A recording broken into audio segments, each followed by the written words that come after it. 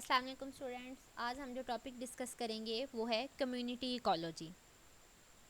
सबसे पहले हमें ये पता होना चाहिए कि कम्युनिटी क्या होती है। जो पॉपुलेशंस होती है डिफरेंट स्पीशीज़ की, उनको हम कम्युनिटी कहते हैं। मतलब जो एक किसी भी हैबिटेट में, सेम हैबिटेट में डिफरेंट स्पीशीज़ की पॉपुलेशंस रह रही हों, उन्हें हम कम्युनिटी कहते हैं।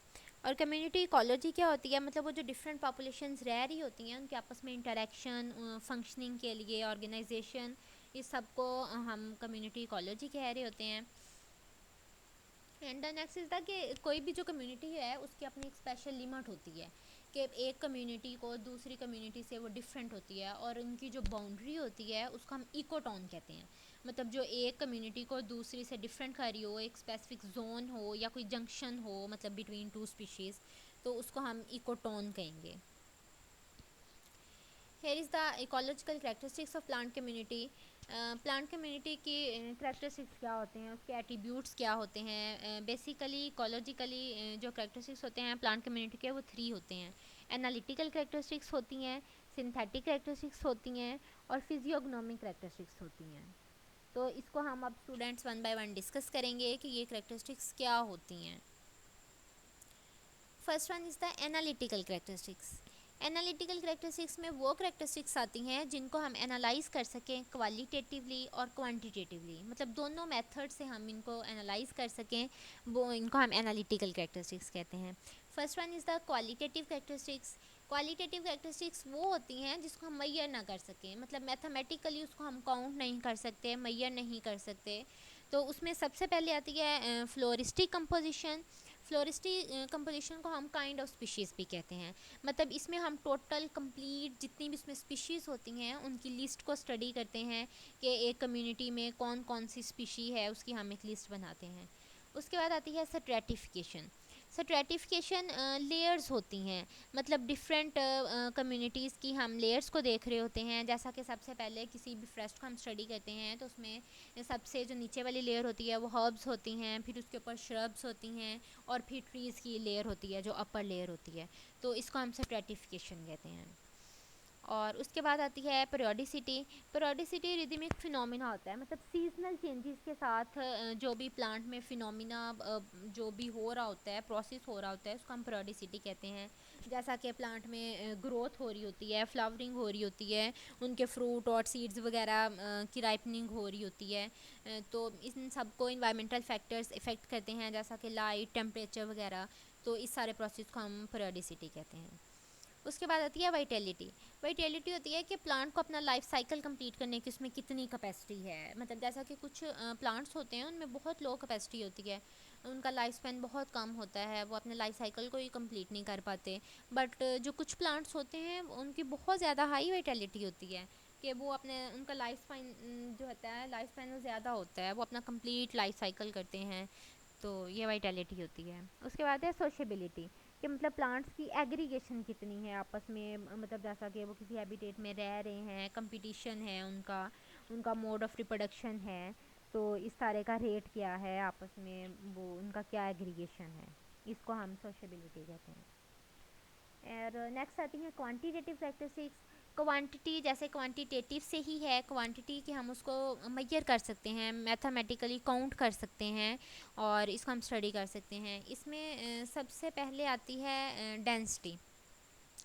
डेंसिटी होती है कि number of individuals of species, मतलब किसी भी एक एरिया में एक स्पीशी के जितने नंबर ऑफ़ इंडिविजुअल्स हैं उसको हम कहते हैं डेंसिटी। और जो रिलेटिव डेंसिटी होती है, ये किसी भी स्पीशी की जो डेंसिटी है उसको हम ओवरऑल होल में जितनी भी हैं उनको स्टडी, उनसे रिलेटिव कर रहे हों, उनसे कंपेयर कर रहे हों, तो इसको हम रिलेटिव डेंसिटी कहेंगे। और नेक्स्ट इज़ द अबंडेंस। मतलब अबंडेंस ये है कि एक स्पीशी के इंडिविजुअल्स को हम एस्टिमेट करें कि एक एरिया में एक स्पीशी के कितने इंडिविजुअल्स हैं, एक स्पीशी की कितनी क्वांटिटी है, कितने नंबर हैं, तो उसको हम अबंडेंस करेंगे। और next is the cover. Cover होता है कि ग्राउंड कितना कवर किया हुआ है प्लांट्स ने, मतलब बेसल एरिया जो प्लांट से कवर होता है उसको हम कवर कहते हैं। और रिलेटिव कवर ये होता है कि एक स्पीशीज़ से कितनी कवरेंस है, मतलब ओवरऑल अगर हम इनको दूसरी स्पीशीज़ से रिलेटिव करें तो एक स्पीशी की कवरेंस एरिया कितना है, इसको हम रिलेटिव कवर कहेंगे। और उसके बाद आती है फ्रीक्वेंसी। फ्रीक्वेंसी होती है degree of occurrence of species, मतलब एक स्पीशी के कितने इंडिविजुअल्स अकर कर रहे हैं किसी भी यूनिट एरिया में, इसको हम फ्रीक्वेंसी कहते हैं। और सेम इज़ जैसे हम ऊपर भी रिलेटिव पढ़ते हैं, तो रिलेटिव में उसका प्रोपोर्शन होता है किसी भी एक स्पीशी की फ्रीक्वेंसी का ओवरऑल स्पीशीज़ से।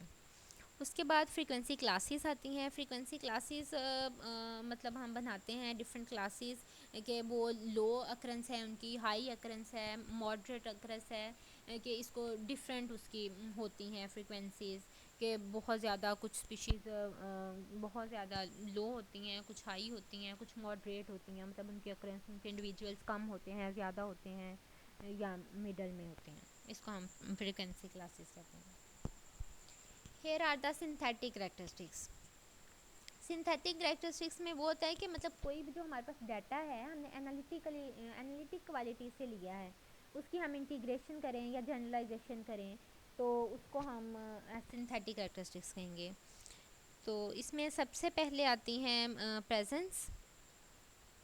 प्रेजेंस में ये है कि किसी भी एक एरिया में जो कम्युनिटी की यूनिफॉर्मिटी है स्पीशी की, मतलब कि उनमें यूनिफॉर्मिटी कितनी है कि किसी भी कम्युनिटी में वो स्पीशी कैसे लाई कर रही है, इसको हम प्रेजेंस कहते हैं। एंड सेकंड है कॉन्स्टेंसी। कांस्टेंट, जैसा कि कांस्टेंट से अगर हम इसको लें तो कांस्टेंस में ये आता है कि अगर स्पीशी जो है वो 90% या इससे भी ज़्यादा है उसकी अमाउंट, तो इसको हम कॉन्स्टेंसी कहेंगे। उसके बाद है फाइडेलिटी। फाइडेलिटी होती है कि किसी भी जो स्पीशी है वो एसोसिएशन में प्रेजेंट हो या ग्रुप में प्रेजेंट हो, तो इसको हम फाइडेलिटी कहेंगे। और उसके बाद है डोमिनेंस। डोमिनेंस होता है कि जो स्पीशी सबसे ज़्यादा लार्ज अमाउंट में, लार्ज नंबर में प्रेजेंट होती है, बहुत ज़्यादा वॉल्यूम उसका हाई होता है, वो दूसरी स्पीशीज़ को डोमिनेट कर रही होती है, तो उसको हम डोमिनेंस कहते हैं। And here is the physiognomic characteristics. Physiognomic जो होती है उसका मीनिंग है जनरल अपीरेंस, मतलब किसी भी कम्युनिटी की जो जनरल अपीरेंस होती है उसको हम फिजियोग्नोमिक करेक्टरिस्टिक्स कह रहे होते हैं। इसमें सबसे पहले फिजियोग्नोमी आती है। फिजियोग्नोमी जैसा कि हमने ऊपर भी पढ़ा है कि अपीरेंस होती है, किसी भी स्टैंड की जो अपीरेंस है उसको हम फिजियोग्नोमी कहेंगे। उसके बाद आता है पैटर्न।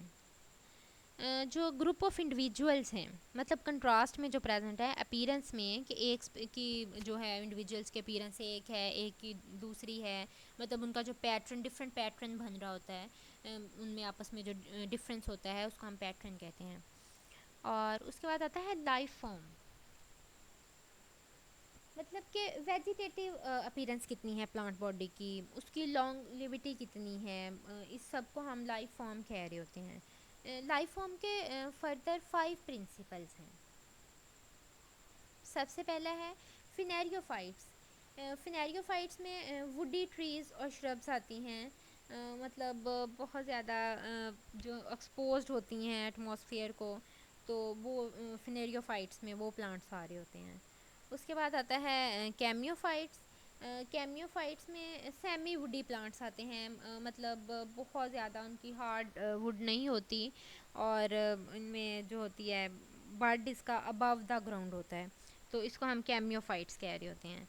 और third is the hemicryptophytes. Hemicryptophytes में बर्ड्स आते हैं, मतलब हाफ हिडन होते हैं, वो आधे सरफेस के नीचे होते हैं, आधे ऊपर होते हैं, तो वो हेमी क्रिप्टोफाइट प्लांट्स में आ जाते हैं। और नेक्स्ट इज़ द क्रिप्टोफाइट्स। क्रिप्टोफाइट्स में वो बर्ड्स आते हैं जो टोटली सॉइल के अंडर या वाटर के अंडर हो, मतलब बिल्कुल वो नज़र नहीं आ रहे होते हैं, बिल्कुल बरीड होते हैं सॉइल में या वाटर में, तो उसको हम क्रिप्टोफाइट्स कहते हैं। And the last one is the xerophytes. Xerophytes में एनिमल प्लांट्स आते हैं, मतलब जिनके बर्ड्स सीड्स प्रेजेंट होती हैं, जिनके बर्ड्स मतलब सीड्स में प्रेजेंट होते हैं, इनको हम ज़ीरोफाइट्स कहते हैं। तो स्टूडेंट्स ये था हमारा आज का टॉपिक, जिसमें हमने कम्युनिटी इकोलॉजी पढ़ा कि क्या होती है, और उसके बाद उसकी इकोलॉजिकल कैरेक्टरिस्टिक्स को हमने 1 बाय 1 स्टडी किया। तो ओके, ये था हमारा आज का टॉपिक।